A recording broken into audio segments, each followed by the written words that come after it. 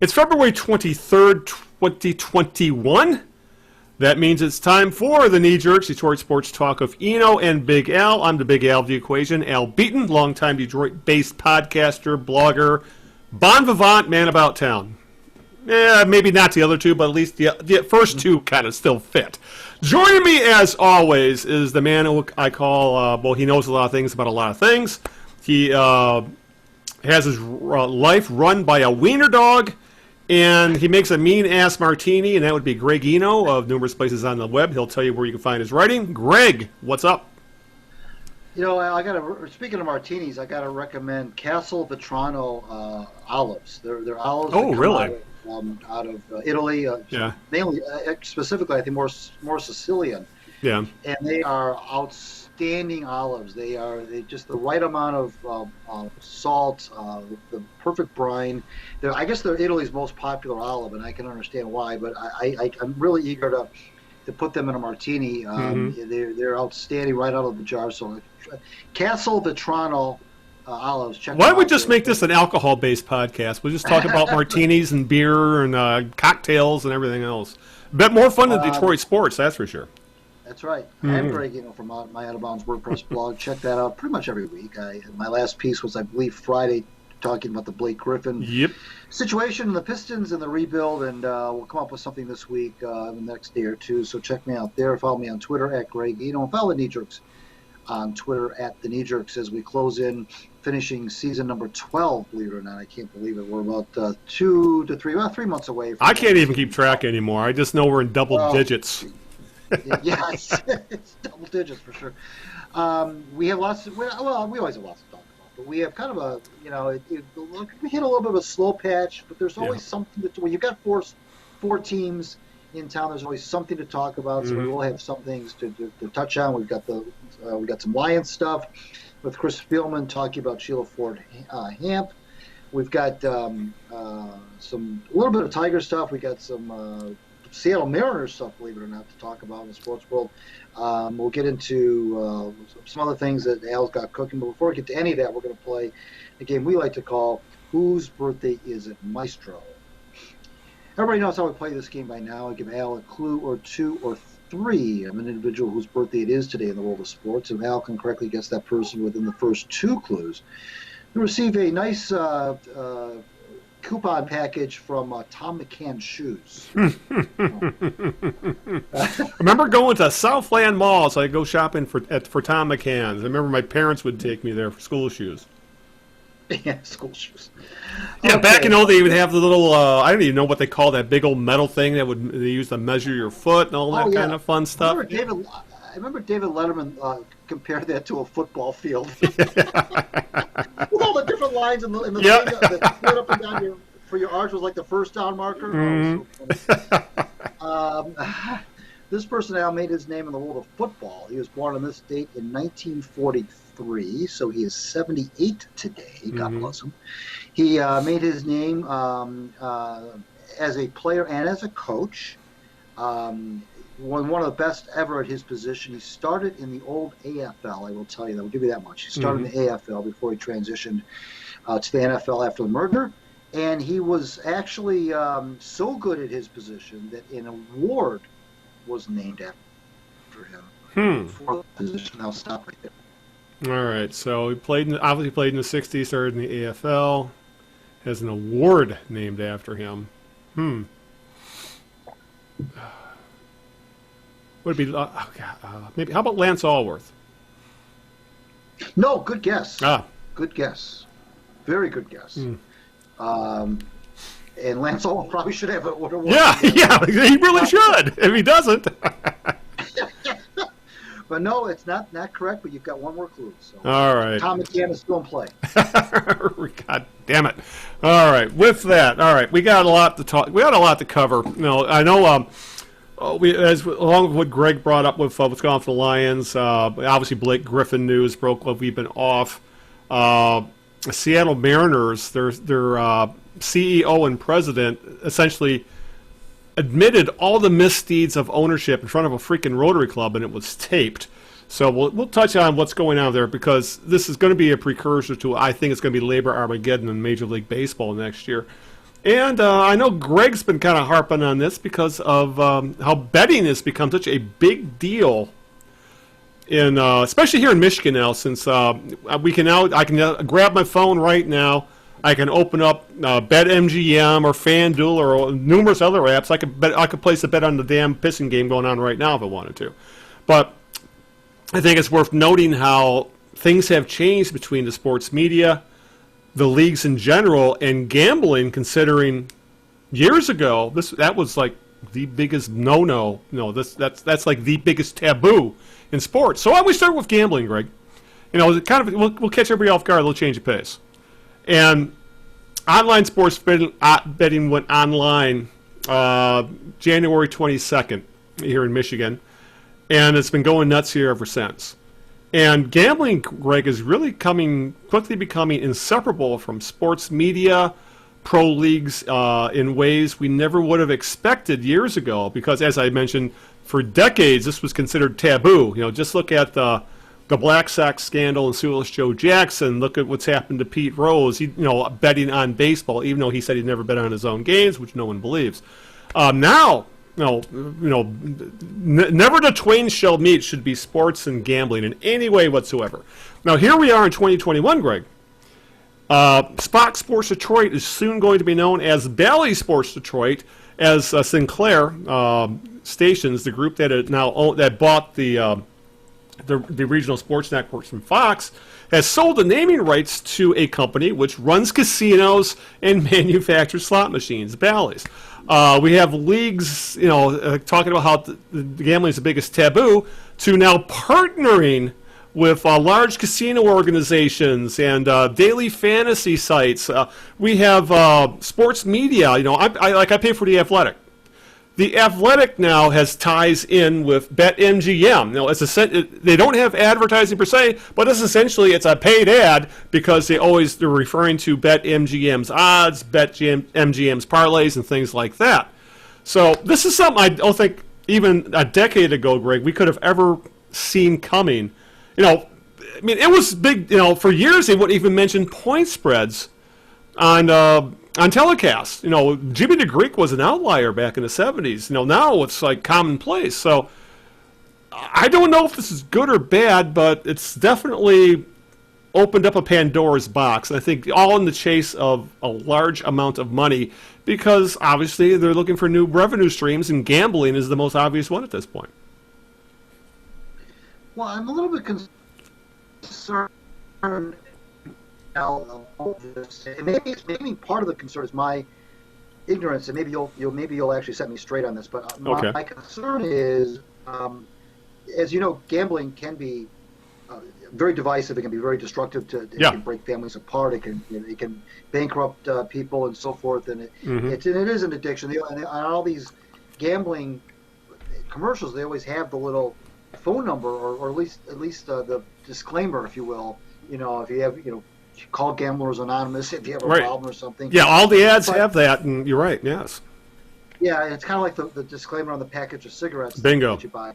Yeah. And so what concerns me is now, especially now with everybody at home during the pandemic, you don't have to even leave your bedroom to gamble. You got it right in the palm of your hand in a mobile device, and this is where maybe you can set me straight. Right. Am I overly worried about people having that kind of access to these these bets? And I've seen some of these commercials where you can bet on anything from if the guy hits a 3-pointer during any game in the league, to you name it. And I know that you mentioned briefly last time we were together that you have very small bets as well, and you personally don't go crazy with the bigger bets. But am I overly worried that people have the ability now to sit with the palm of their hand and be able to essentially gamble their life savings away? Or are there safeguards against that? I don't honestly. If you knew someone with an addictive personality, I would be extremely concerned, because I don't really think there's a lot of safeguards when it comes to any type of, as you put, losing your shirt. It's so how easy it is to put money on my app. I just need to connect it to PayPal. Bam. Right. And I got money uploaded. And plus they're literally giving away site credit to get people to sign up. Like one of the reasons I went to FanDuel is that they offered $50 site credit, $50 to play with, essentially, and then any winnings you get off that $50, that's yours to keep. So that once you're in, you're in. That's all they really want, because they'll make that $50 in site credit back hand over fist with most people. Because I'm smart. At least I like to think I'm smart enough where I'm not going to get myself in trouble betting. The biggest bet I've put down on anything is $5. Most of my bets are like $1 and $2. I just do it for. What are you betting on? Are you betting on outcomes of games, or are you betting on individual? I'm doing a little bit of everything. I've bet the straight money line, which is just betting the winner of a game. I've bet the point spread. I have bet prop bets. Like one prop bet I did hit was Devin. I bet when Devin Booker of Utah played the Pistons a few weeks ago, there was a prop bet available where the prop bet was Devin Booker getting 25 points or more and Utah winning. So I put $5 on that. I forgot what the odds were, but I ended up winning like $15 on it. So you can pretty much bet if it's involved in the game. You can bet. You could literally bet the quarter. You could bet the half. You could bet the third quarter. You could bet the entire game. You could bet who's going to get 25 points, who's going to get 10 rebounds. There's countless. I mean, you can if it's going on in a game, there's probably a bet available for it. That's how easy it is to bet on a game, because they're trying to get you to do they're trying to get you to do parlays within one game. They're saying, well, I'll bet $1 here and $1 there and $1 there, and the next thing you know, you got $5 or $10 on one single game trying to connect with a parlay or something with all these prop bets. So it's so easy. If you're not careful, I could very easily see it becoming very troublesome to literally be able to pick up your phone, open up an app, and start throwing money around on a ball game. I mean, it's when you start to think about it, it is kind of scary. It really is, because I haven't put a bet on a game in like a week. I just do it when I'm in the mood to do so, and I'm not about to bet money I can't afford to lose. I mean, I'm literally playing with house money still right now. I think I have like $100 on FanDuel right now, and I haven't deposited a dime in there yet. So, but when you start thinking about possible ramifications of the ease it is, how easy it can be to lay a bet down, I could see, for people who have issues with this, or have addictive personalities, or are desperate enough to think that they can beat the house so they can maybe pay bills that have stacked up during the pandemic. Yeah, I think there is reason to be concerned. I have a feeling, I don't think your concerns are that overblown. Yeah, I was afraid of that, but and I know that I guess what concerned me is that not everybody, even in a non-pandemic world, not everyone would get in their car, drive to a casino like we have casinos here in Detroit. Right. Not everybody has a casino nearby anyway, number one. Yeah. But I mean, even if you do have them here, I could probably count on one hand how many times I've been to the casinos that live here. Yeah. But now you bring the casino to you. I mean, you don't have to now go to a casino. And that's the other thing as well, while we're in that.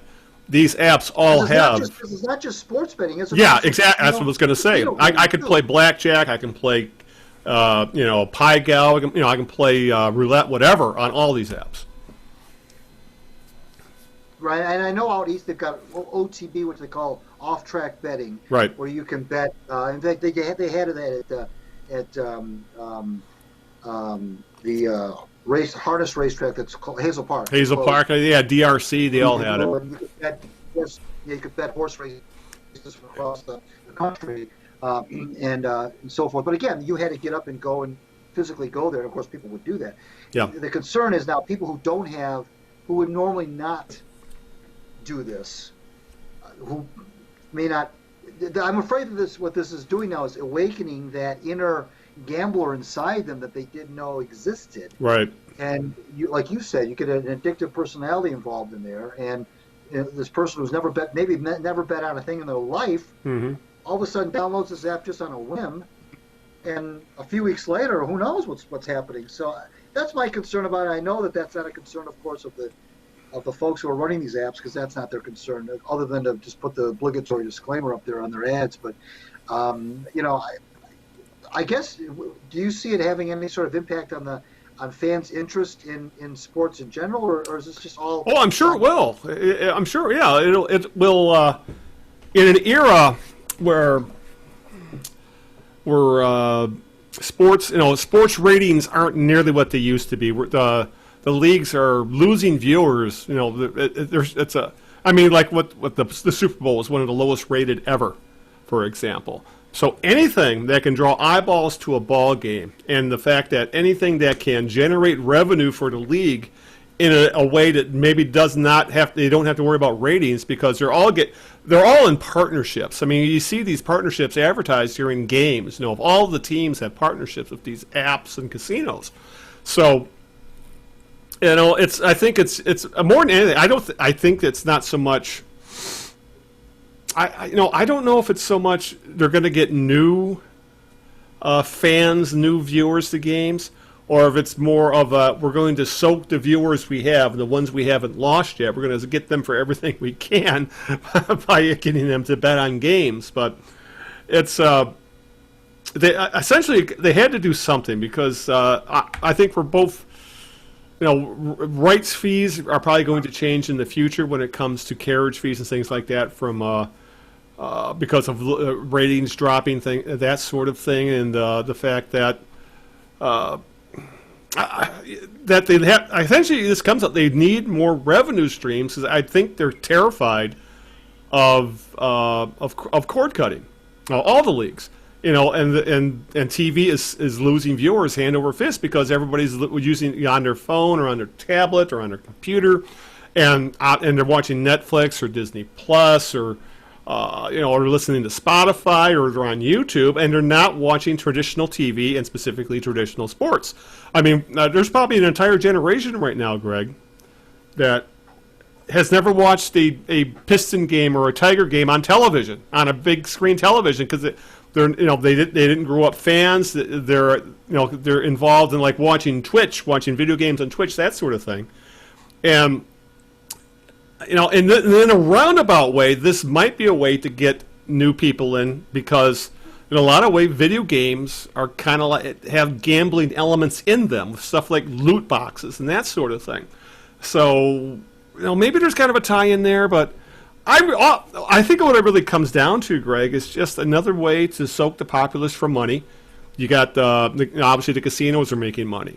Then you got the teams and the leagues are making money because of partnerships. You got the state making money because of taxes and other regulatory bills that they can use. And the only people who are ultimately going to be paying the price are the users, as it is with anything else. So in the end, yeah, we'll all the fans will be the losers, because they're the ones whose money's paying for all this, and really and even then, the worst of it's going to come from people who cannot afford to be losers, and that's the problem. That's a huge problem, but that's probably what's going to happen.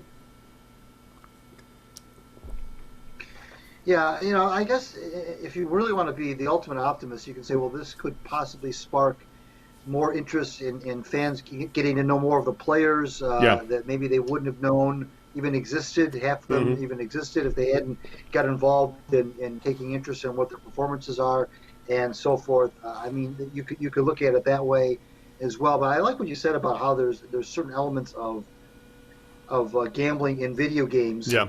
And I don't know. I don't know yet, Al, what the audience is. If they're probably trying to attract, of course, a wide swath of people. Oh, of course. I'm wondering if I'm guessing the demographic for this would be somewhere in the 25 to 50 range, maybe. Well, I would have to think so. I think the older you get, the less likely you're going to have a phone capable of handling an app like this. I'm sure you're right. I'm sure that the online gaming skews young. I'm sure. I would have to look up demographics, but yeah, that'd be an interesting thing to find out. And the younger you are, the less disciplined potentially you are. Less and the more experienced, irresponsible especially. you are, frankly. Yeah. And maybe you're not married, maybe you don't have any children. Got some disposable income. Right. Yep. So I think some side bets are always a little bit. They're kind of fun. I mean, hey, I'll bet $5 if so and so gets, like you said, so and so gets 25 points and this team wins. Yeah. But we're talking about people with self-discipline. So I guess it's here to stay, right? I mean, there's no such. I mean, this was. Yeah, the Pandora's box is open. They're not closing it. No way. Right. Yeah. If anything, it's just. I think only like 12 states right now. It's being lobbied to be in the rest of them. Sooner or later, it'll be nationwide. Which is interesting that when I open the app, it checks for my location every time. I can't use it if it doesn't. If I'm not in the state of Michigan, I cannot use the app. It literally checks for my location, which is interesting. That's true. Yeah. So, was this something that you said it went live on January 22nd? Was that something that is this in these 12 states where it's legal, if you will? Mm-hmm. Is that determined by those individual states' legislatures? Is that how this is I believe so. Yeah. Well, yeah, I believe so. Yeah, because I don't think we. I think we. I don't even. I don't even know. Does the state get a cut of that? Does the state get a cut of that money? I'm sure there's a way the state does. Probably just in the way that that these companies probably have to be licensed to be able to work in this, to handle gambling in this state. So I'm sure the state's getting a cut of it somehow, some way. Specifically because they are so adamant about checking your location when you open the app. Right. So. Right. But it's for me it's fun. The biggest bet I've placed is $5. Most of my bets are $1 and $2. And even then, like I said, it might be it's on one. I try to bet what I know, like would be Red Wings and Pistons for the most part, or I did put a bet on the Daytona 500, for example. But the problem is that you can get kind of sucked into it, and you have to watch yourself, And like the other night, there was like a gimme bet. It was when Sadiq Bey was hot. When he was raining threes from all over the place. Yeah. And there was a on I forgot if it was BetGM or FanDuel, but the prop bet was Bey would hit 5 3-pointers and score at least it was 4 3-pointers and score 15 points. With about 10 minutes left in the game, Bey had 4 3-pointers and like 17 points. Guess where he finished the game? With 4 3-pointers and 17 points. It was what they call a bad beat because I thought it was in, But I'd only put like a couple bucks in the thing. It wasn't like I was losing money I couldn't afford to lose. But hell, I'm still using the site credit they gave me.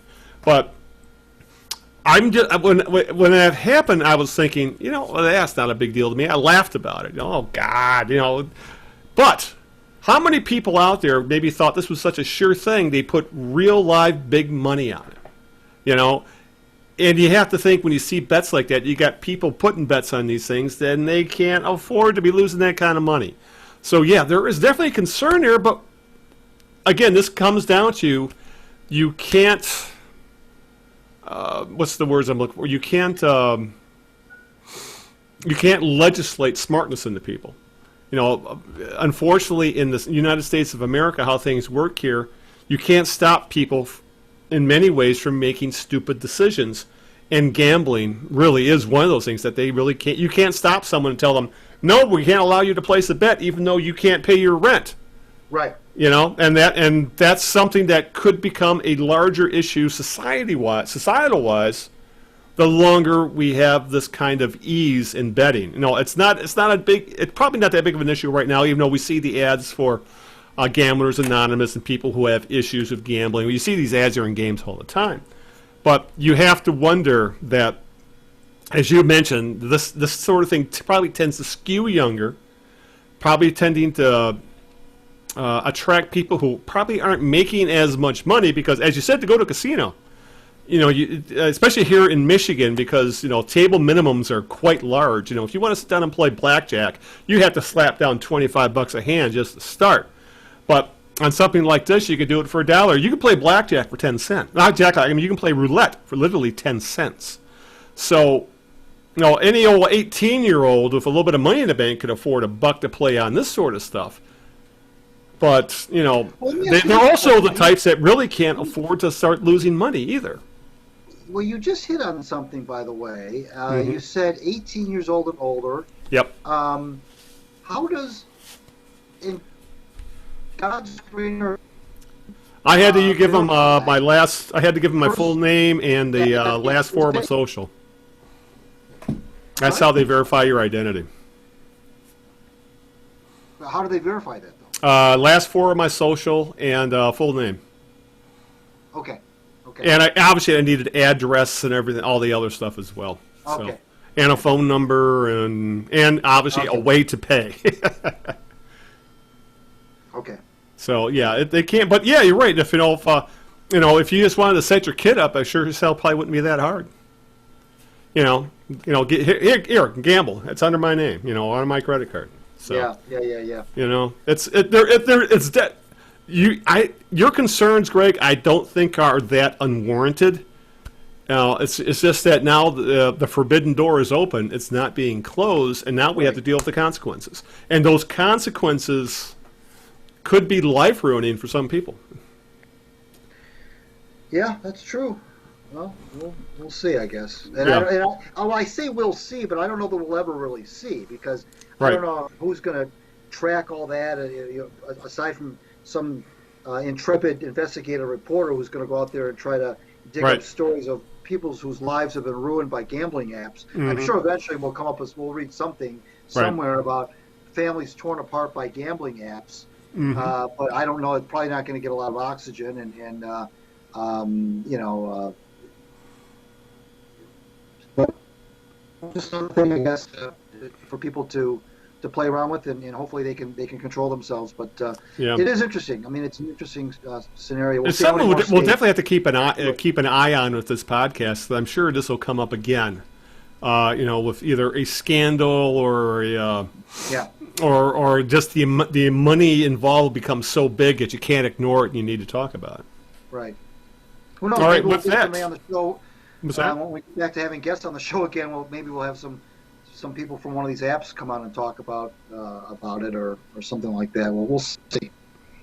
Yeah, let's maybe we could bring back Jimmy the Greek from the dead, and I can get some betting tips. But and that is funny though that for in the 70s they could talk point spreads because Jimmy the Greek did all the time on the NFL Today. And then for years, it was other than Al Michaels making references to gambling on Sunday Night Football, it was never ever talked about. Now it's being put back out in the open again. Yeah. All right, with that, what's question 2 of the birthday game? Okay, like I say, this person, 1943, started in the AFL, was actually a Lions draft choice, but of course, God forbid he played for the Lions. He did not. He made his name at the same position that Lance Allworth did, by the way. He has a college award named after him. That's how good he was. And he went to Florida State, and I think I'll stop there. Ah, damn it. I probably should know this, and it's not... No, I'm drawing a blank. I really am. Lions draft choice, wide receiver, AFL, of an award named after him for the best receiver in the country in NCAA. Yeah. Yeah, it's like probably drafted by the Lions inside of the AFL, I take it. Exactly. Yeah. Oh, gosh. It would be... Oh, Fred Biletnikoff. Yes. Yeah, I had to... Yeah, I was completely drawing a blank, and then when the Lions draft pick and went to the AFL, that's when it finally clicked. Yep. Yeah, because the Lions lost some very, very good players that way. Yes, he did. Yeah. And Blitnikoff has the Blitnikoff Award, which is given annually to the most outstanding receiver in NCAA Division I. Big time, obviously, with the Raiders. Played 1 year in Canada. I forgot about that. And then became a coach. I think he became a position coach in the NFL, if I'm not mistaken. He coached in the USFL, and he didn't coach in the NFL. I guess maybe think of Danny Abramowitz. But, And wasn't he known for literally covering his almost entire body in stickum? Yeah. Hall of Famer, obviously. Yeah. If for young people who might be listening to this, let's go back and check and look at the drafts that the Lions had in the mid-'60s at some of the players that they lost. They refused to outbid the AFL. I think the other big name that would have was John Hadel, was a Lions draft pick, who was a Pro Bowl quarterback for years of San Diego. Who threw a lot to Lance Allen. Yes. Johnny Robinson, the great safety. Yep. Jerry Philbin, the great. Yes, he was an All-Pro lineman with the Jets. And there was another one too. I know I'm forgetting one because they're always in the same. I can't remember. I know there's at least one more, but yeah, you're right. It's Russ Thomas and his miserly ways. Oh God. Yeah, for everybody who thinks Matt Milne was a bad GM, they're too young to remember Russ Thomas. All right, so I expect my Tom McCann coupons to be mailed tonight. All right, with that, no, let's save the Detroit stuff for last because we need to talk. Well, it's kind of fresh in my mind because we discussed this a little bit in the before we started recording. And that's what happened in Seattle this past week, in that the Mariners president and CEO said the inside words out loud, in this case in front of a Rotary Club in Bellevue, Washington. Mariners team president and CEO Kevin Mather, well, he's now ex-team president and CEO, he resigned after video of his speech to the Rotary Club leaked. And as I told you before we started recording, Rick, it made Dave Dombrowski's infamous speech about Bobby Higginson in front of the Detroit Athletic Club, where he said, "You try to trade him." That speech looked quaint and harmless and kind of laughable. Because essentially Mather admitted all the stuff that teams don't want to talk about when it comes into negotiations, especially with the CBA likely coming to a head next year. Now, this is the last year of the joint bargaining agreement between the Players Union and Major League Baseball. And he admitted a lot of the stuff that baseball says they're not doing. He admitted that, he divulged information about contract negotiations with some of their young prospects. He admitted there would be service time manipulation with these guys who should be starting the season in Major League Baseball, but they're going to keep them in the minor leagues for the first month of the year so they don't start the free agency clock until the following year. And how would you like to be a top prospect who has played his way onto the team? But essentially, they're saying, they're kneecapping your income for at least one more year, just because they don't want to have to pay you and extend free agency further out into their career, where they'll be they'll be much older. Who knows where things will be at that point. He called one of his a career Mariner, Kyle Seager. He called him overpaid. He called starting pitcher Mario Gonzalez very boring. He insulted the English-speaking skills of several of his foreign-born players, said he was tired of paying for an interpreter, and some of these foreign-born players actually speak English pretty darn well. It came up. There was one of their foreign-born players on Twitter took it personally about that, how well he can actually speak English. Mather called it's probably a stretch to think the Mariners would even make the playoffs, and this is a team who hasn't made the playoffs in 19 straight years. He also cried poor about billionaire owners. he did we lost $2.9 billion last year, even though owners have not opened the books, and they're not saying is that they lost that in revenue. Did they lose that in franchise value? How did they lose this? How did they come up with this figure? He just parroted that number and then came out against free agents saying they're just going to turn their head over and come hat in hand looking for a contract. This is all the kind of stuff that is going to come to a complete head in the next labor negotiations, Greg. And the MLBPA actually had a field day with this. I mean, this is bulletin board stuff for the players union. And they actually issued a statement saying this club's video presentation is highly disturbing yet critically important window as to how players are genuinely viewed by management, not just because of what was said, but because it represents an unfiltered look into club thinking. It is offensive and not surprising that fans and others around the game are offended as well. Players remain committed to confronting these issues at the bargaining table. They're not wrong, to say the very least. I mean, he came out and admitted stuff that because when they say when they're playing with service time, when they're manipulating someone's service time, they're not going to bring up like it happened with Vlad Guerrero Jr. a couple years ago. They said, "Oh, he needs to work on his defense," but the absolute minute that his free agency clicked over to the next year, they brought him up. That's the kind of bullshit they've been pulling for years that the players' union is fed up with, and that Mather finally admitted. So, I mean, I can't believe. It's nice that he felt open enough to admit all this shit, but the fact that this is probably standard operating procedure for every damn major league team out there, I can see why. The Major League Baseball Players Association is ready to come to the bargaining table and throw this right back in their faces. Because, honestly, the ownership has been crapping in the faces of the players for ages right now when it comes to how free agency is handled. And they're colluding right now when it comes to signing mid-tier free agents. I mean, look how many teams that aren't spending at all, how tanking has become de rigueur.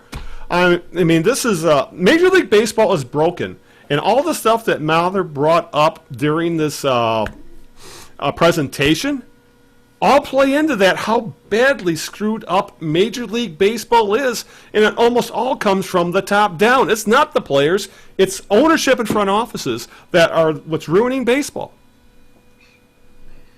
I agree with you, and I know a lot of people don't agree with you or me about that. A lot of people still side with the owners, and well, let's put it this way. It's funny, they may not side with the owners necessarily, but they side against the players, if that makes any sense. Right. They're quick to call the players, crybabies and overpaid and all this divas. That's a popular one. Yeah, but the bottom line is, you couldn't be more right, is that the problems are from the top down, and the players. If you go through the history of labor relations in baseball, I would wager that a vast majority of the issues that have come to light have been either brought on by the owners or exacerbated by the owners. Good choice of words. I really don't think that the players have. I can't really. Maybe I'm wrong, but I can't think of too many occasions, Al, where the players in and of themselves, just the players, created a problem. Now, there may have been times where, yes, the players maybe could have responded differently to a situation. Maybe they have also been in the wrong, if you will, and I'm sure that's the case. But for the most part, they are react. It's always been the players reacting to what the owners do. Very rarely are the owners reacting to what the players have done. And when you are the ones that are creating the thing that's being reacted to, you're usually going to be the ones that are going to be the source of the problems.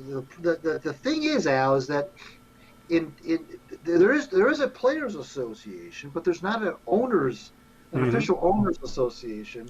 So you have what is always appears to be, if the owners band together, in any sense, they're accused, and I'm defending them now, obviously, they're accused of collusion, and they're accused of, doing things on purpose. Whenever they tend to band together to show some sort of solidarity, it's looked at with a side eye by everyone. It's like, well, that's not, what's up with that? You can't have these owners, showing any sort of solidarity, because that's looked upon as being that they're up to no good, so to speak. And so they're kind of, in a way, the owners sometimes are stuck between a rock and a hard place. But for the most part, Al, I think you would agree with me. The owners bring a lot of these problems up themselves. Oh God, yes. They often ask the players to kind of help them dig themselves out of these holes, and the players sometimes they do, and sometimes they don't, or they do with some concessions and so forth. And that's where we have labor problems. But although I'm not trying to give the players a free pass here, because baseball, and you mentioned baseball being broken, and when you say baseball is broken, you do include the players in there. I mean, that you can't exclude them for that. They do have a role to play in all that. True, but I'm just saying that to me, the vast majority of the blame, if you want to use that word, lies with, because they tend to do the things that get the players angry, and I don't know that the players very often do things to get the owners angry. Mm-hmm. Yeah, there's yeah, sure. Of course, there is a blame to the players aren't exactly blameless, but the vast majority of issues is coming from ownership, and it really comes from ownership wanting to maximize profits. Essentially, they want to. This is pretty much true of any big business, any billion-dollar corporation, which essentially what Major League Baseball is that they want to privatize the profits and socialize the losses. And that's usually what's happened when they come out hand in hand with the players saying, "Oh, we need to play less games this year," not really, because not everybody's going to be inoculated yet. The players are like, we played all through the worst part of the pandemic last year, and now now you're playing that card, but you probably shouldn't even been playing last year. Things like that, and that's Oh, and a lot of the changes in games, that rule changes that the owners have brought to the table, for the wanting to have another playoff series, which really doesn't benefit that much in the way of players, but it benefits the owners because it gives them another playoff round and more TV money and things like that. And the players aren't seeing a lot of this money because, as we're seeing that. And we were talking about this before the show, Greg, that we're going to see less and less of players in their 30s getting long-term big money contracts. We're seeing baseball's vast middle class, having to wait to damn near spring training. Those mid-tier free agents having to wait till damn near spring training starts before they're even getting contract offers, and then they're getting lowballed. And obviously, and on the low end, we're seeing service time manipulation on the young players who aren't even allowed to hit free agency until they're pushing 30 years old. And many of them are maybe past their prime. So ownership wants they want the game board tilted in their favor in every single situation, and the players' union is going to be pushing back on all this. And I wish more fans would just realize this, that, billionaires don't care. Well, billionaire owners, they don't care about fans per se. They just care about profits. I can say in some ways an owner like Mike Ilitch was probably more the exception to the rule, because he was more than willing to spend a crazy amount of money to try and bring in a winner. But look at his son. He's not taking advantage of any kind of openings he sees in the marketplace right now. We're just saying, I'm not going to spend. We're going to wait. Essentially, the arguments we're getting from the Tigers when it comes to ownership spending money, they're like a year away from being a year away from spending. And we've been hearing that for how many years now? So, I learned a long time ago, Greg, that you don't become a billionaire by being a nice guy. You have to do mean things and nasty things and step on people to make that kind of money. Even someone as beloved as Mike Ilitch, I'm sure he hurt people along the way up. I mean, all you have to do is look what they did in downtown Detroit by buying up huge swaths of land and then letting it rot for how many years before they built District Detroit? And even District Detroit is half-assed. So, right. Yeah, owners, Crimea River owners, I don't believe anything you say until you literally open the book to say this is how much money we've lost and this is why we've lost the money. And even then, you can still afford to. You know what really gets me about this, though, Greg? Is that when people like you and me and a normal person gets in trouble financially in a time like we're in right now in a pandemic, and politicians and corporate leaders will say, well, you should have saved for a rainy day. That it's your fault for not being prepared. Yet, we have corporate welfare on an insane scale going on of these billionaires, saying, oh, if we can't get through a couple weeks of a pandemic without being bailed out by the government to the tune of tens of billions of dollars. Or we can't have we need cities to build stadiums for us because we're billionaires, but we still can't afford to do it. So, do I come off as a screaming socialist or communist? Maybe, but I'm not telling any lies either. Well, here's what concerns me is I don't know what capacity the fans have for any more labor nonsense. That is a problem that you're kind of you know why, Greg? Because fans are stupid. I'm just going to come out and say it. Well, I mean, fans are stupid. They really are.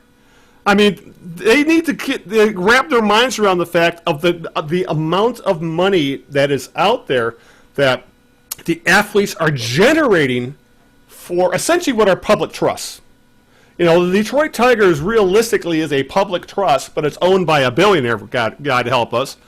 And they're and a lot of these owners are abusing that privilege, and they're holding that fact above fan bases' heads by using stuff like, well, if you don't support us, we're going to move the team, or if you don't support us, we're going to cut payroll, or if you don't support us, we're going to trade our best players away. That's, I know I'm kind of going off on a rant here, but what we've seen over the past several years, not just in pro sports, but with corporations in general, we've been getting shit on, and too many fans and too many people out there, too many people, period, are getting pissed on and just saying, well, it's raining, if you know what I'm saying. Yeah. And fans are just stupid for taking it. And I admit I'm a hypocrite I still watch sports, but I'm to the point now I go into sports knowing I'm a hypocrite, and I'm kind of able to put that little, boy, you shouldn't be watching this shit, or you shouldn't be supporting these people. And I'm able to put in a little box so I can at least enjoy my Sunday watching the Lions or something, or talk to you about it on Tuesday. But I still know in the back of my head I'm a raging hypocrite for watching sports and supporting teams when I know I'm not going to get that support from them back. And it's just something I've grown to realize, but I can also admit that I am not going to be quiet about it either. If I see stupidity going on out there, I'm not going to ignore it anymore. You know what they say about when you grow older, you run out of fucks to give? I think we're both at that point, Greg. We're at an age we're at a portion of our lives, which, to be honest, we're on the back end of our lives. We're not getting any younger.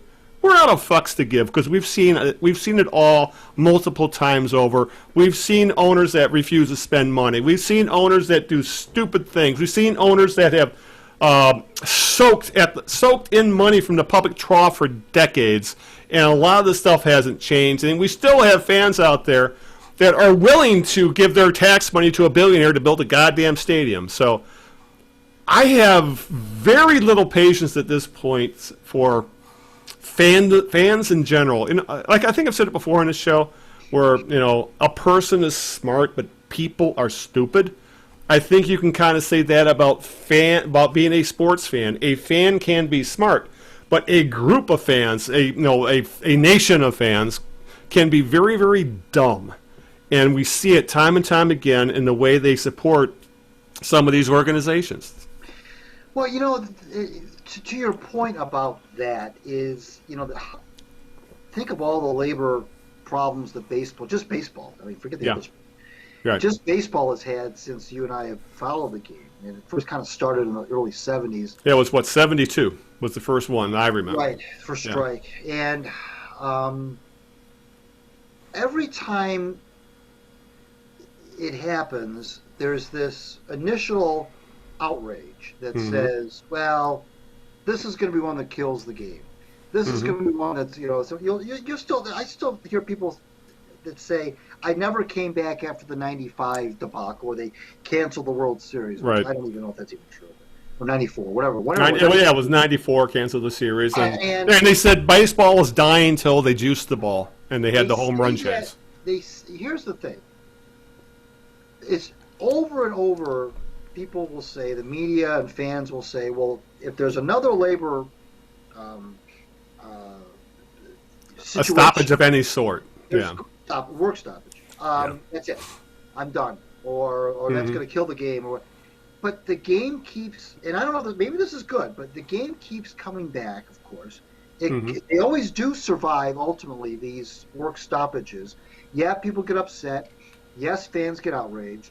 But as soon as they say we've reached an agreement, play ball, they come back in droves. So that kind of speaks to your point about the stupidity, if you want to use that word, or whatever word you want to use. Yeah, I could say stupidity, or I could use the fact that we're hypocrites, or I could use the fact that we kind of, we have some cognitive dissonance going on here when it comes to sports. Please, sir, may I have another, whatever. Yeah. So I think that is ultimately what the owners, there is, like you said earlier, I think you mentioned it, you said they don't care. Well, they don't really have any reason to fear that either. Right. Yeah, you're I don't right. think there's any real genuine fear, and that goes for both sides, by the way. Both the players and the owners. There's no genuine fear. I mean, real tangible fear that a labor stoppage is going to kill the game or is going to even hurt revenue all that much. Other than the revenue, of course, that's lost by not playing the games. Right. But once the games are back on again, I don't know that you're going to see, as much as you and I do not, we are getting older, but neither of us want to see another work stoppage. As much as we don't want to see another work stoppage next year in baseball, you can't necessarily convince me that when the games do resume after who knows how long, that the stands won't be almost as full as they were before. Now, remember the hockey outage? I think in 2005 when the entire season was canceled, and the NHL came back and they put it on all the rinks. Thank you, fans, or something like that. Yeah. And I don't even know, Al, if the attendance figures, and that was missing an entire season. Well, they were helped by the fact that Sidney Crosby just happened to enter the league right when they came back from the strike, which didn't hurt, of course. But I don't know if the attendance numbers would bear out that when the NHL came back after missing an entire year. Because there comes to a point where you're mad at them, but then you miss them. So when they're gone for an entire year, like the NHL was, when they do come back, you miss them. And that speaks to what you're talking about with the fans, and it's easy to crap on the fans too. By the way, it's easy to take them to task, but this is part of their lives. This is part of what they used to get away from the regular lives. They may have a 9-to-5 job that they want to just put on hold and watch a game at night. And if that's not available to them with their favorite team, well, then, they're going to be, when they do come back, they are going to want to flock right back and watch games again. So that's why there really is no incentive for the owners or the players to take the fans' interest into consideration, because they know darn well, and we all know, that once these games resume, the fans are going to come back. I mean, that's just, it's just the way it is. It's in their DNA, and they're not going to give up. Now, you might have a few outliers, a few people who are going to hold the line and say, I'm done. But for the most part, let's face it. I mean, the fans will be back, and the owners know that, and the players know that too. Mm-hmm. Yeah, and you know, and that's kind of reminds me of what was the work stoppage in the mid '90s in the NHL? Was it like '95? Oh yeah, there was one. You're right. Yeah, and I remember that because I had that was back with the Red Wings where you could not get season tickets. There was a waiting list at the time. Right. Right. And I had a couple buddies that had gone in, had managed to get season tickets years before and had held on to them. And they decided to take a moral stand, and they did not renew their season tickets. And obviously, a couple years later, the Wings won the Stanley Cup for the first time in 45 years, and they regret not renewing those tickets to this day because they took a moral stand, and then but the thing is, fans in general are bandwagoners, and if the Wings took the next step, became literally became a dynasty, and they weren't able to get in on it, at least in person, because they gave up their season tickets, and at that point you could not get season tickets again for years. So that's the other thing, for saying, oh yeah, when you make a good point, said that yeah, they'll come back. You know when they'll come back? When teams start winning. Period. Say there's a baseball labor stoppage next year. There's going to be a labor stoppage. You and I both know that. I mean, they're too far apart on too many issues, and there's too many issues. Period. That is going to the only way it's going to come to a head is if there's a strike or a lockout, and then they have to force themselves to get together and get this sorted out. And yeah, there might be when it does get settled and they do come back, there probably will be a lot of people, like you say, saying, I'm not coming back to the game. But say the Tigers get good real quick or within the next couple years, all those people will be right back, and they'll be either at the games or propped in front of their televisions, given the TV ratings. So yeah, you're right. People will want to play the martyr until it's not fun being a martyr anymore, and usually it's not fun being a martyr when the team you're trying to martyr is good, if you know what I'm saying. Right. Yeah. So, and actually, this kind of leads us, because before the show started, we were talking about Miguel Cabrera as well, because you had mentioned that there's talk that the team is going to start playing him at first base again, and I think when I brought up that A.J. Hinch said, I want to bring out the boy in Miguel Cabrera. I want to make him happy. I want him to make, when he's on the field and bring that joy. But know what I'm saying? That bullshit. And that's what I came back with when I was talking to you, is that he's being paid $30 million a year to play a game of baseball and hopefully do it at a very high level, which he has not done since he signed that contract. And yet, Tigers management and A.J. Hinch feel a need to pander to this 38-year-old man baby. I kind of find that infuriating, but which kind of leads into how I normally take the sides of players and this kind of stuff. I have a hard time rooting for Miguel Cabrera right now. I really, really do, because of when you're being paid that kind of money, Greg, I think I would expect a little bit of professionalism in return.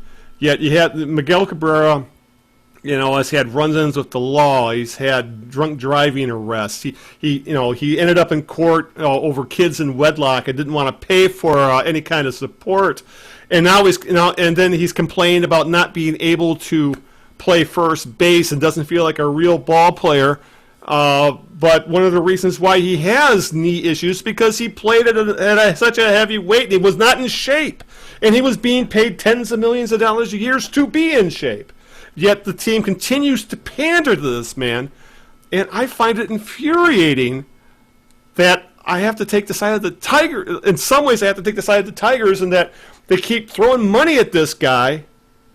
Yet Cabrera essentially, by his attitude and by the demands he makes, or the fact that they try so hard to keep him happy, and yet they get nothing in return from Cabrera over the last 4 years or so. And I just find it infuriating that I have to defend the Tigers. That they're paying this guy big money, and Cabrera They're doing everything in their power to make Cabrera happy, and nothing seems to make him happy. And he's become a worse and worse player, and it's infuriating to see. And it's getting harder and harder and harder to even root for Miguel Cabrera. It really is. Well, again, I told you before the show, this is what happens when these kinds of contracts are signed and you get to the back end of those deals, and there becomes less and less. You mentioned Pujols a little while ago, who's in a similar situation. There becomes less and less things to really talk about other than this contract. Because very few times will a guy sign a deal like that and carry his performance through so well that the contract becomes not even an issue. I mean, it's just so unusual. Yeah, David Ortiz was the outlier more than anything else, if you know what I'm saying. So there is no, so what you have is a bunch of, an old guy who has obviously been paid for what he did when he was younger, and can no longer be that player. You've got fans, you mentioned stupid fans. You've got fans who don't also seem to understand that those guys aren't going to be those players. And they also don't seem to understand that when those contracts are signed, that they're going to be bad. They're going to be bad. And they for whatever reason, I was when he was 28, and they get upset about that. And then you have now AJ Hinch says that if Mickey wants to play first base 1 or 2 games a week, it gives Hinch more flexibility with the lineup, and he's probably right, because he says I can put more players in the DH role when Mickey's not being the DH, and that gives other players chance to take the day off, but take the day off from the field, and gives me flexibility, whatever. Okay. And I understand. He says it's a privilege I'm privileged to be his manager, and it's an honor. And okay, fine. I understand he's one of the better players that's ever played the game in his era. Yes. There comes a time though where these contracts become albatrosses. They're bad. Everybody knows how bad they are. Everybody knows as soon as that ink dries, Al, that there's going to be a time where you're going to look at this thing and say, "Oh my God, what are we doing? We're paying this guy X amount of dollars, and this is what we're getting." It's inevitable. It's really nobody's fault, because when you sign a guy like that, when he signs like he did when he was kind of in his prime, or at least in maybe the end of his prime, but still kind of in there, you didn't want to lose the guy. I mean, you didn't want to lose him to another team. I mean, he was essentially your best player, one of the best players in the game. Nobody wants to be that team that lets a guy like that go. Now, having said that, it's interesting, because the Cardinals did exactly that with Pujols. And got better production, and then were able to easily replace his production as Pujols did the Cabrera. His production went off a cliff. The Cardinals, for whatever reason, and I know we've had Larry Underwood on the show, who's a big Cardinals guy. We did that thing with the 68 World Series and so forth. Right. And I've always been amazed, and I've told Larry this, how the Cardinals have been able to stay good for as long as they've been able to stay good without any. You never see the Cardinals lose 100 games. You never see them finish last. You never see them. A bad year for them is 500, around 500. Yeah. And they let a guy like Pujols go, and it's no big deal. I don't know what's going to happen when Molina goes. I don't know. I mean, they've always been able to, and of course a lot of it's because they've always had good pitching, but they've always been able to stay in the hunt, so to speak. And it's unusual, frankly, when they don't make the playoffs, or at the very least when they're not contending for the playoffs.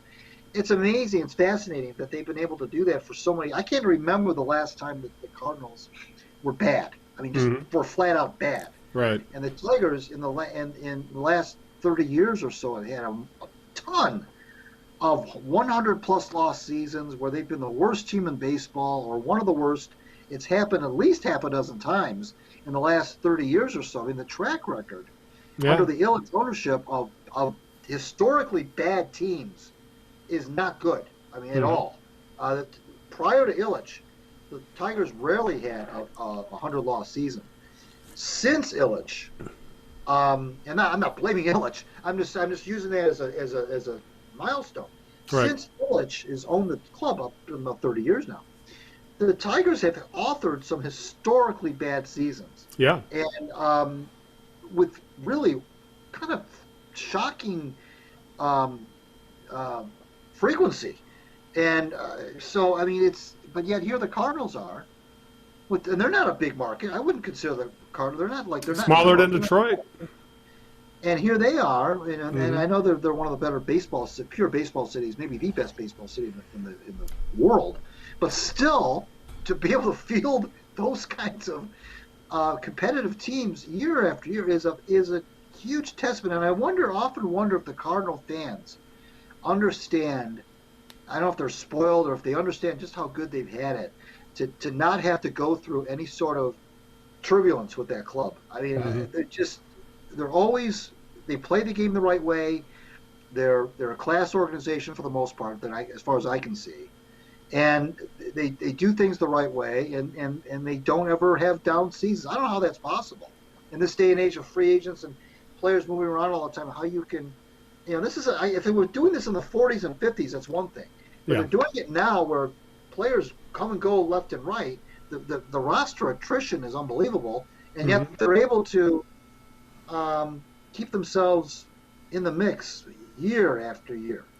Yeah, it's probably a combination of having excellent player development and knowing when to walk away from a veteran. I mean, that's having a skill for front office, which the Tigers have not been known to have for the most part, at least not recently. So hell, this team still has not been able to put together a bullpen in decades. So, but it's you're right. Yeah, there's just going back to Pujols. They had I know they offered him a big contract when he became a free agent, and then the Angels went bonkers and gave him an insane deal, and rather than match or come close to it, they said, "Too rich for our blood. Thanks for your service. It's been great, and I guess we'll see you when we retire your jersey after you're done." And that's essentially what's going to happen, because at the moment Pujols signed that contract with the Angels, his production has been in serious decline. He's been a little more productive than Cabrera, but not much. And the Cardinals did, and then Pujols left the Cardinals after the 2011 season, right when he was 31 years old, right when Cabrera was right in his prime. And the Cardinals won 90 games with Pujols on the team. Yeah. He leaves, goes to the Angels, like you said. They give him that huge contract, and he goes to the Angels. The Cardinals, meanwhile, what do they do the first year without Pujols? They go to Game 7 of the NLCS. Right. The very next year, and the year after that, they win 97 games. The year after that, and go to the World Series, lose to the Cardinals. Lose to the Red Sox, and then they 90 wins in '94.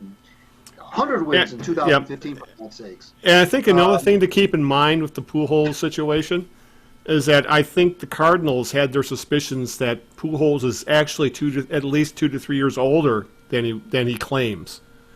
Being that he's from, I believe, the Dominican.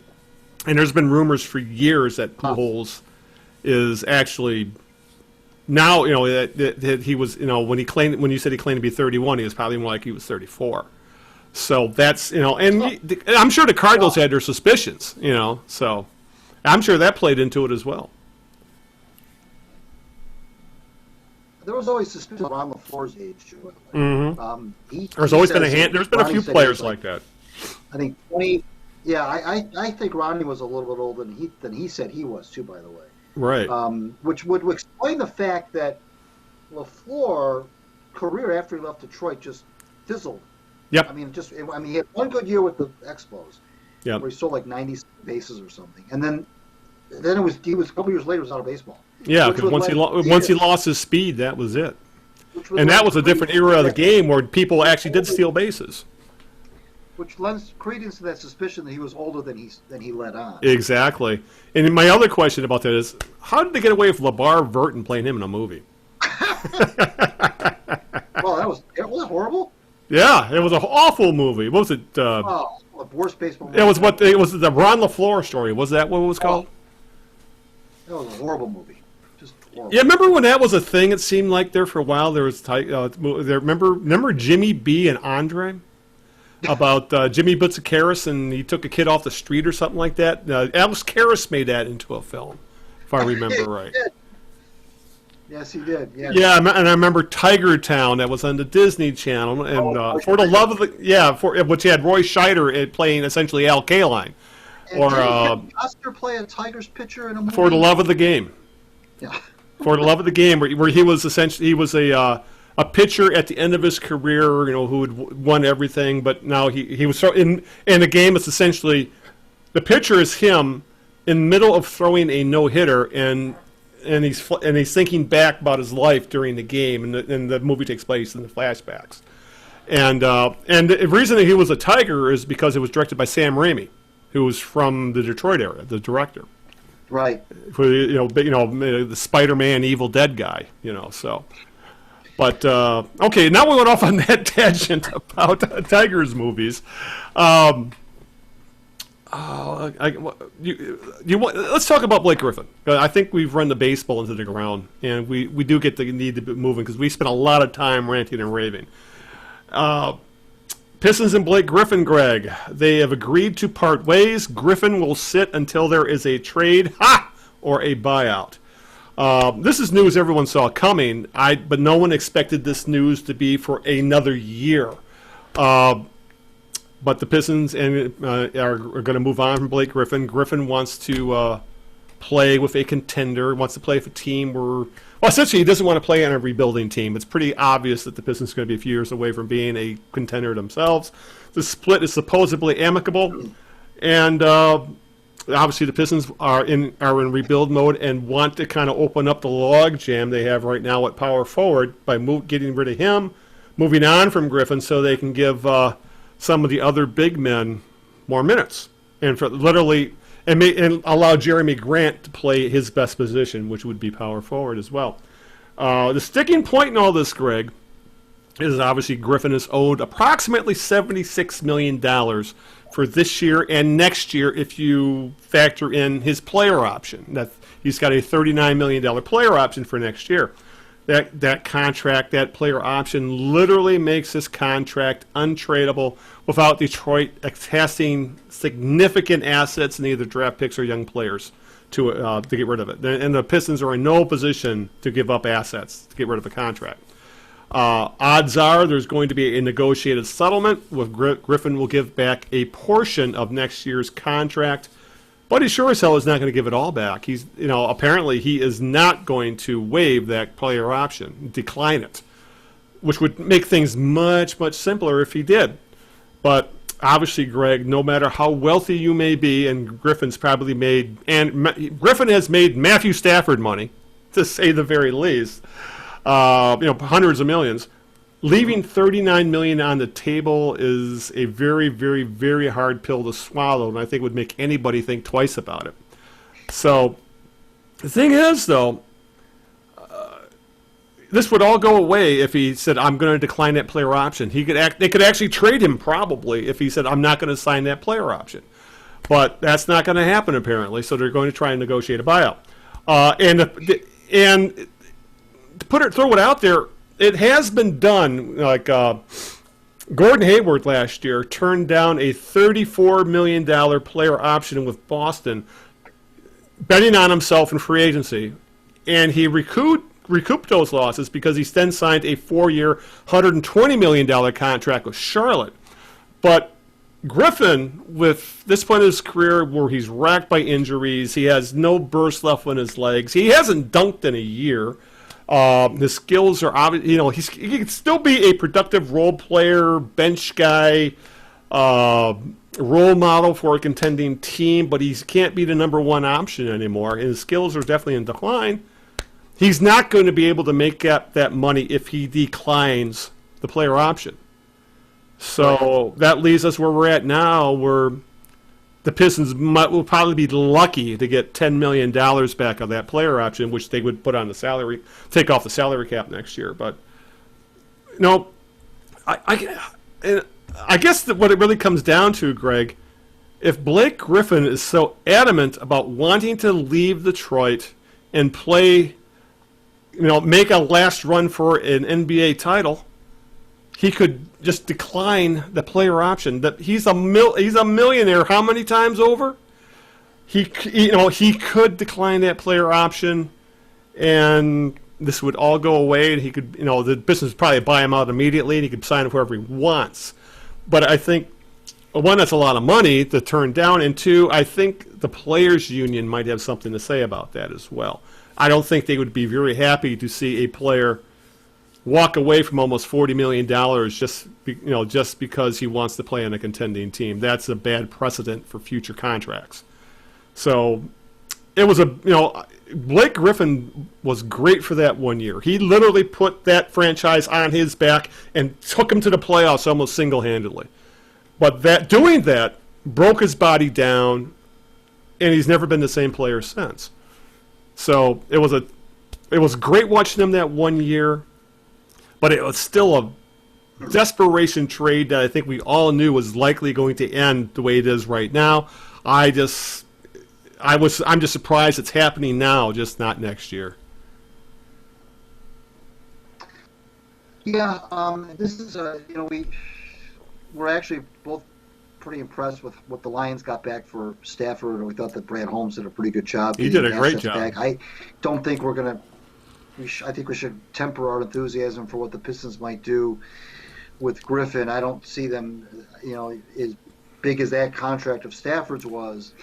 This one is even worse, and I don't know because at least with Stafford, he was looked at as a guy by a lot of teams who was desirable, who could be who could step in and be their starting quarterback, like the Rams have determined, and he had a lot of value, and nobody was really seemed to be very too concerned about his contract, frankly.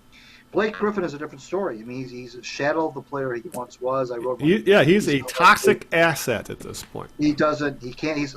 I made the comparison in my article that if this was baseball, he'd be a zero-WAR guy. He's a zero-WAR basketball player, essentially. Yeah. He really is. He's easily replaceable. What he brings to the team, any team, is not really anything you can't get from a lot of other players. He hasn't had that lift for a while now. Even when he had that good year for the Pistons 2 years ago, it wasn't this. It was a good year statistically, but it wasn't the same explosive Blake Griffin that we saw. Oh, it was a different. He was a completely different player. Yeah, a guy who a remade version. Although, like I said, right. The numbers were tremendous.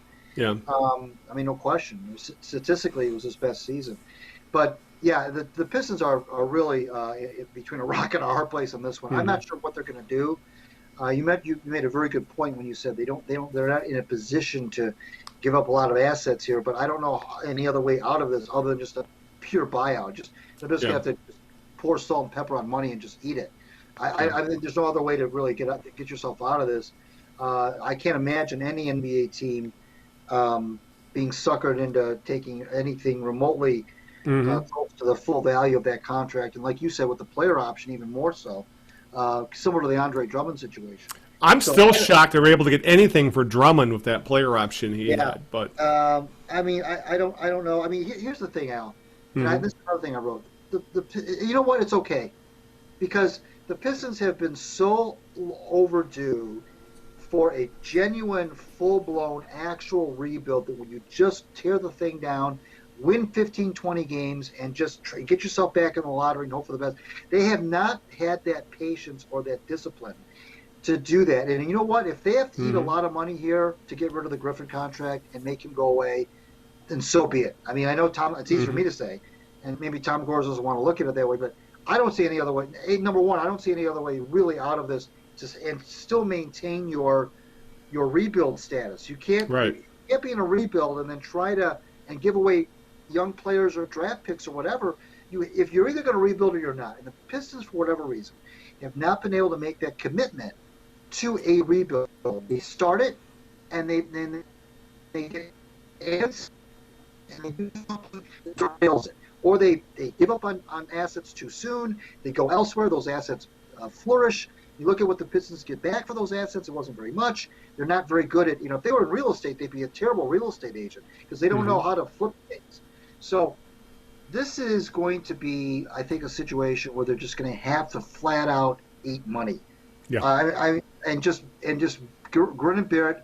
I don't see them being a real contender until at least 2023 anyway. Mm-hmm. And that's if some of these guys, they got a hit on a lot of these young guys. I was watching the game against Orlando the other night, and at one point they had, I think, 3 or 4 rookies on the floor, and it wasn't garbage time. I mean, that's just the way it was. Yeah, 3 or 4 rookies on the floor because that's who's in the rotation right now.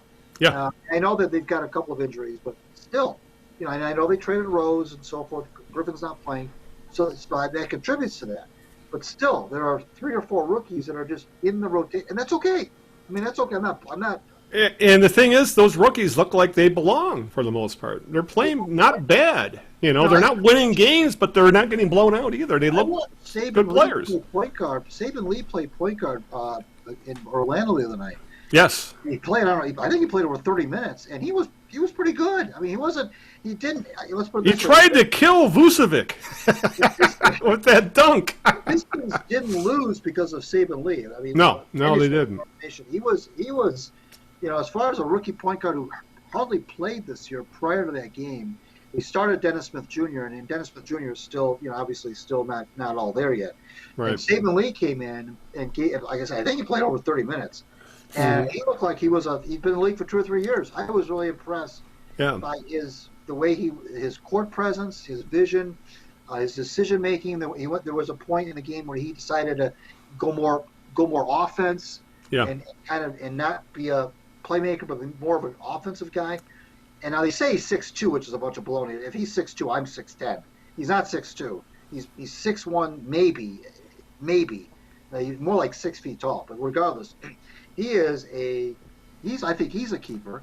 Well, here I got his stats up. The Pistons are playing right now. There's like 6 minutes left in the third. And Saban Lee has played 12 minutes, has 13 points, 2 boards, 2 assists, and a steal. Yeah. Yeah, that's the man who should be starting a point guard right now. Yeah, why not? I mean, Rose is gone, Derrick Rose is gone, Dennis Smith. Yeah, with Rose gone and Hayes injured, and he's outplaying Dennis Smith. Well, obviously, Killian Hayes is going to be the point guard when he comes back from injury. I understand that. Right, He's too but high that might not be till next year. Right, but meanwhile, this is where the Killian Hayes injury may be a blessing in disguise. Because this now gives Saban Lee a lot of opportunities to play, and Saban Lee could be the guy next year who plays 17, 18 minutes and gives whoever's. I'm not sure if he would be an off guard, but certainly a point guard. At the very least, they may find themselves a rotation piece. Right. Exactly. Yeah. Well, yeah. I mean, I could see him being the backup point guard, a la Ish Smith. For as soon as next year. But this gives Lee now a lot of opportunities to play. And then, of course, you've got Delonte. Was it or Delon? What's it? Delon or Delonte? Delon Wright. Delon Wright. Yeah, and that's another reason why he's getting Lee's getting run because he's hurt with that. He's got a strained groin right now. And that's what's nice about when you get an opportunity to play like this, like Lee's got this unexpected opportunity to log these kind of minutes. Yeah. Those are the opportunities you got to seize upon because those opportunities don't come along very often. If you find yourself down on the rotation, you're the 9th, 10th, 11th, 12th guy, and you have this chance now to play 20, 30 minutes a night. That's golden. And as far as Dwayne Casey, I know Dwayne Casey had a lot of nice things to say about Lee after that game Sunday. And I know I'm making a lot about one game.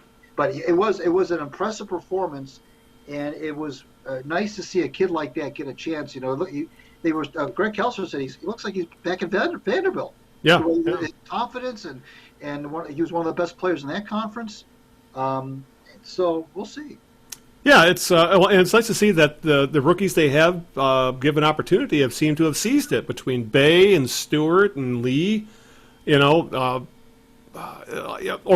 even the reclamation projects like Josh Jackson. Right. They seem to have. They're getting the opportunity and they're running with it. None of these guys are likely going to be stars. Right. Which is what they're hoping to get with tanking and getting this next coming draft.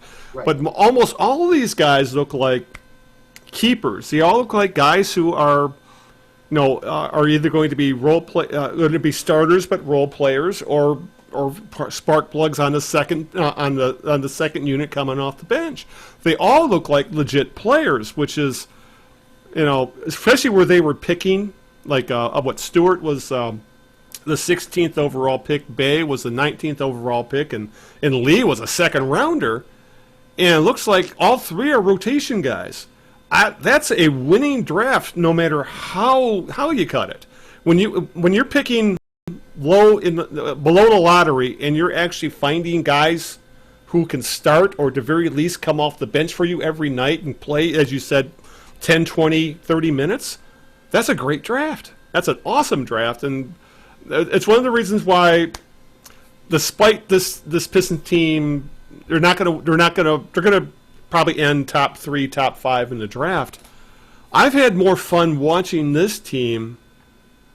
The most fun I've had watching a Pistons team, I'd have to go back to the going to work era, because after essentially from when Chauncey Billups was traded away to where we are now, the Pistons have been irrelevant and in the weeds, and ignoring the fact that they need to rebuild and just wouldn't do it.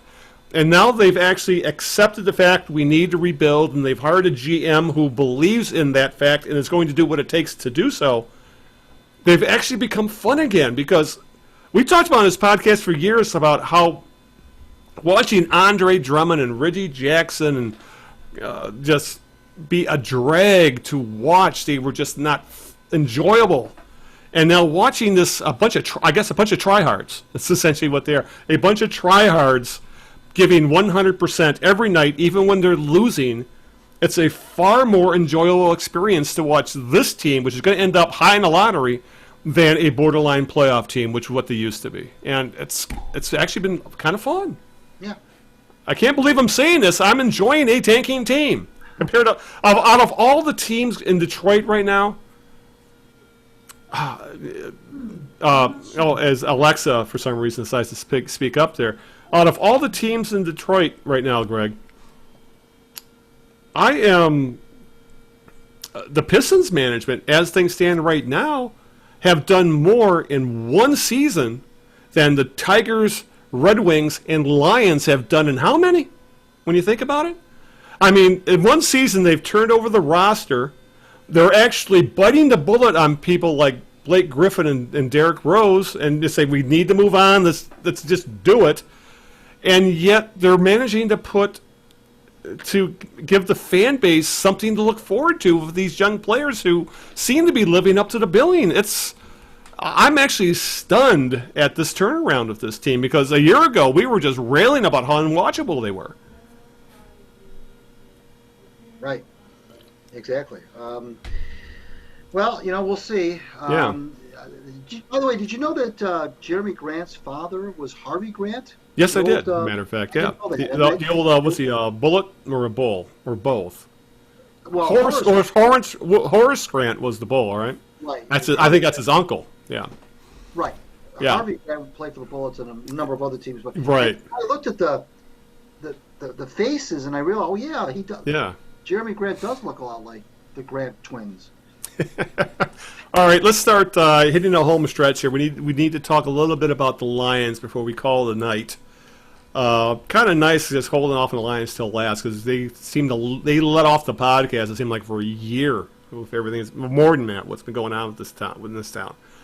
And I guess first off, it comes down to it. Kenny Galladay and the Lions are at a crossroads. Galladay is still considered one of the top players available in free agency. The question is, did the Lions franchise tag him? Do the Lions franchise tag him and trade him? Do the Lions sign him to a long-term contract? Or do they just let him walk, considering this is one, he's an old, he came in the league an old rookie, so he's getting his first chance at a big contract at the age of 27. So this is probably his one shot to get a big, big contract. And the Lions are rebuilding. Even it would be nice if they could keep a few weapons for Jared Goff, because right now wide receiver is essentially Quintez Cephas, and we don't know. Literally, they have hardly anybody else under contract. Cephas is the only one that has any significant playing time at all.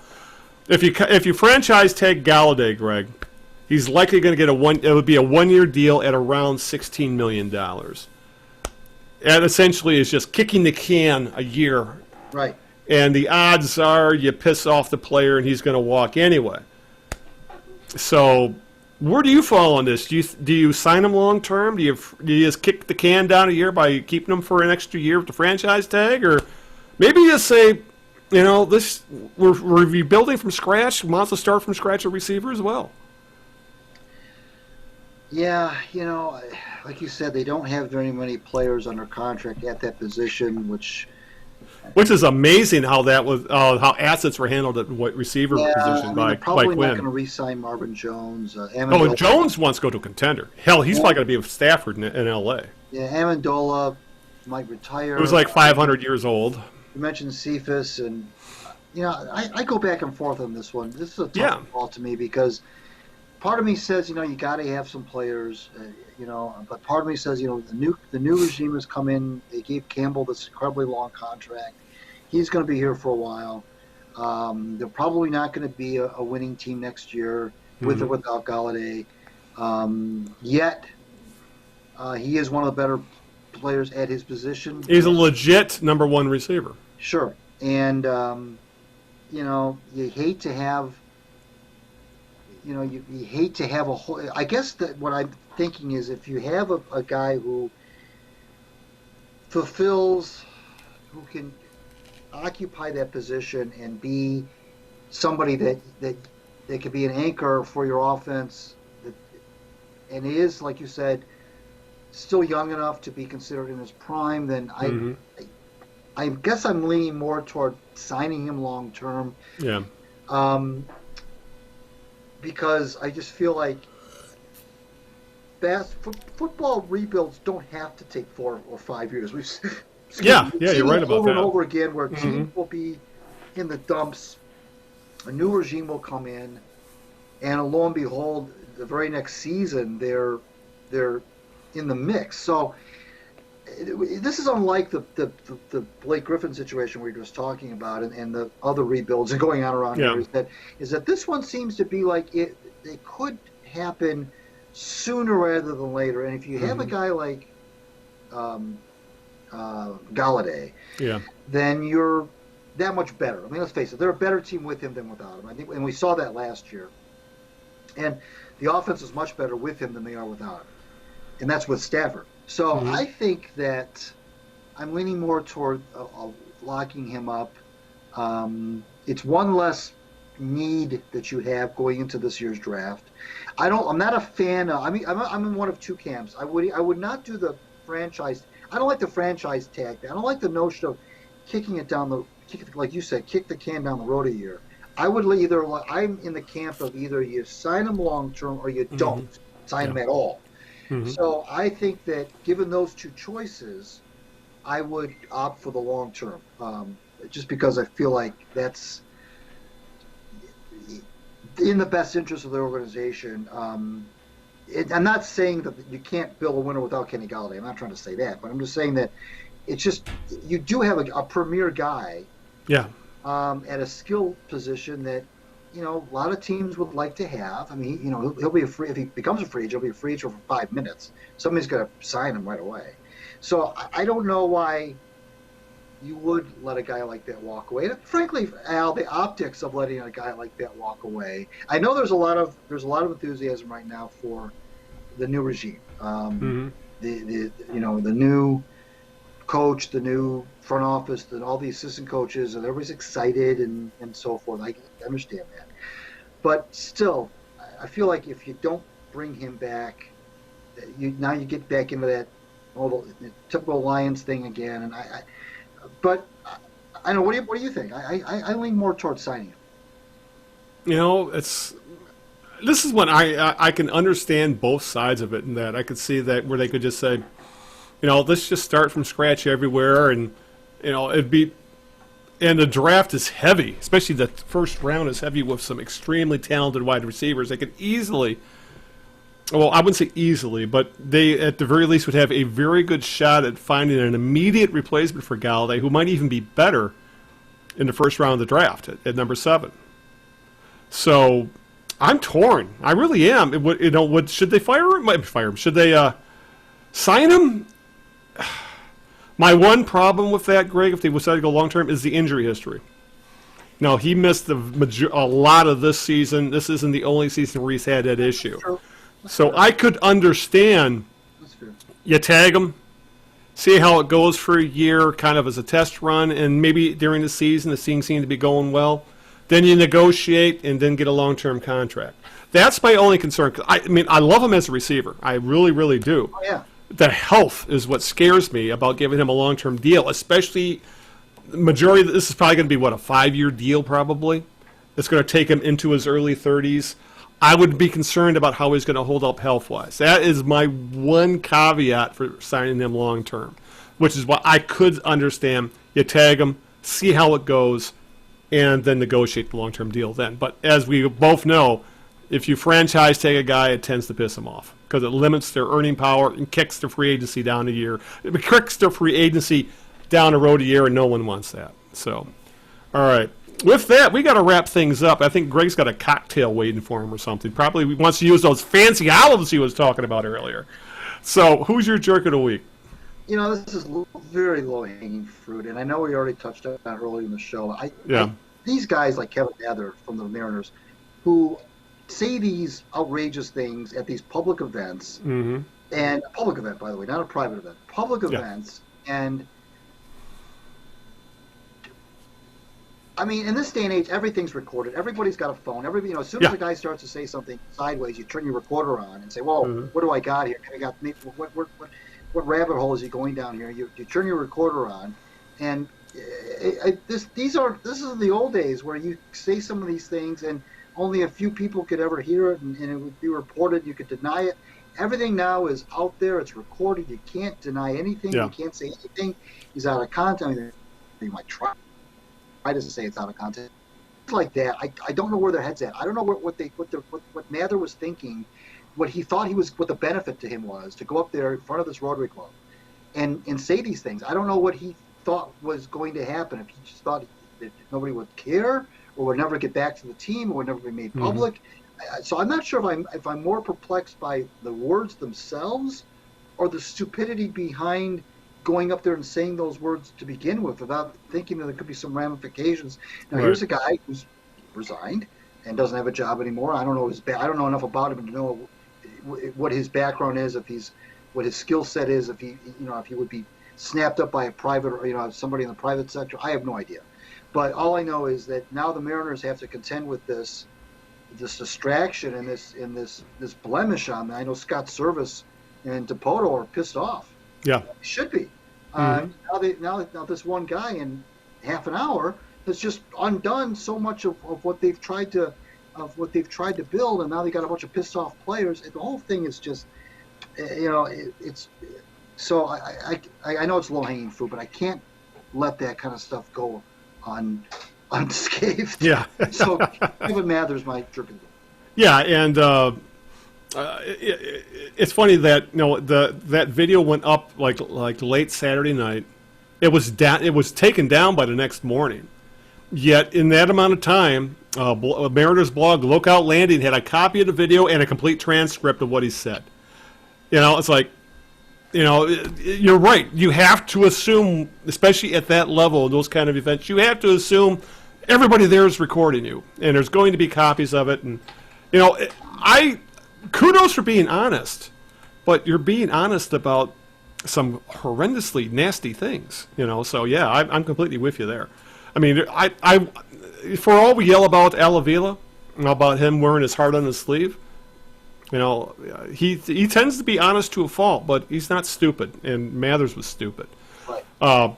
Right. My jerk of the week, I'm going with the. We all know earlier today, if you're anywhere on this planet, you knew that Tiger Woods got into a car accident this afternoon, a pretty bad one.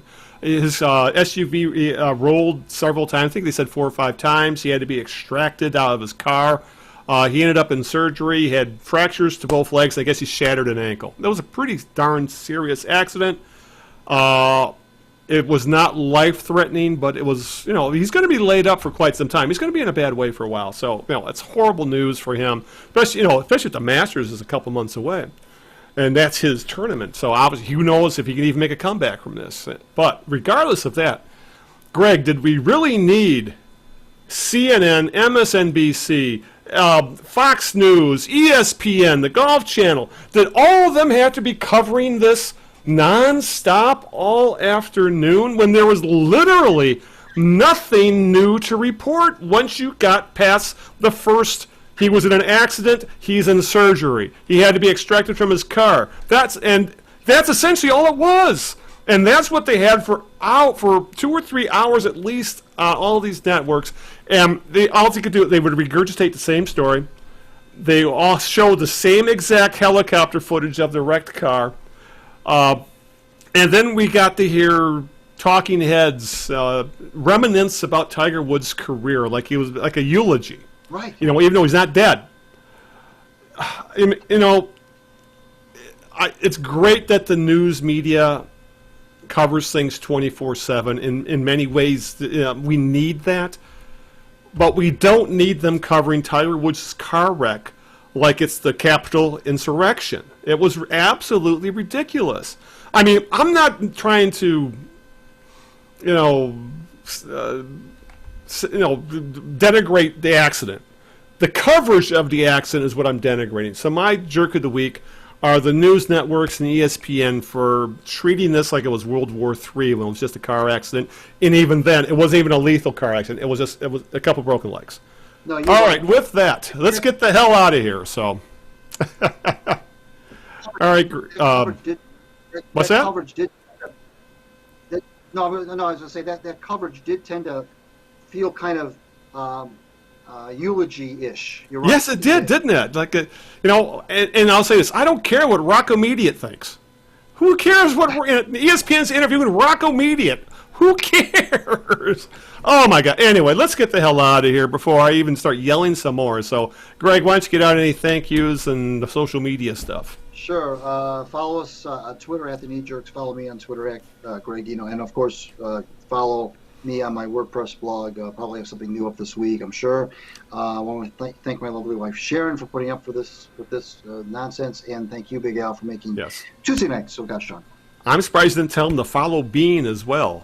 He's got his own Facebook page. So, all right. Thanks again, Greg, for taking time out of your busy schedule so I can yell about sports for a couple hours. Give a shout out to Linda, who was in her last night in the ER for the week, and then we're headed up to the cabin for a long weekend. Can't wait and tear around on the snowmobiles and drink beer. As she's busy saving lives tonight, though. As always, you want to listen to the show. You can find us on Apple Podcasts. We're on YouTube. We're on Stitcher. We're on iHeartRadio. We're on Spotify, Google Play, Amazon Music, Deezer, Radio Public.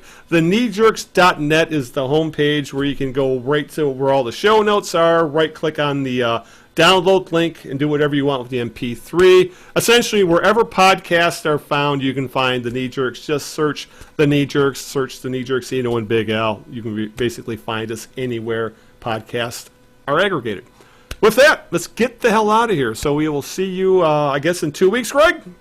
Yep. So in 2 weeks from now, the Tigers will be in midst of spring training. Other than that, who the hell knows? Maybe we'll actually talk a little bit of Red Wings. We've been kind of quiet about them, so we'll see what's going on there. But with that, let's get the hell out of here because I know Greg's got a bunch of olives with his name on it. So until this time, 2 weeks from now, this is Al Beaton saying good evening, good luck, and aloha. Shower to everybody. We'll see you in 2 weeks.